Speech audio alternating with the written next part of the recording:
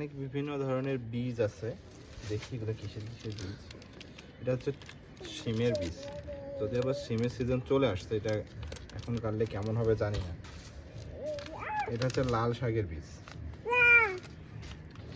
ডাকতেছে। এটা হচ্ছে কলমি শাক। এটা হচ্ছে পালং শাক। এটা হচ্ছে ডাটা শাক। আর এটা হচ্ছে মিষ্টি কুমড়া। তো কোনটা গারবা? আজকে আমরা ওই যে পুর্তলিকা, আজকে সব এতগুলো আসলে মাটি রেডি করা নাই, আপাতত আমরা শুধু এইটা আজকে লাগাবো। তুমি আরেকদিন সকালে মাটিটা রেডি করে নিও। মাটিটা রেডি করে নিয়ে পরে এগুলো লাগাবো।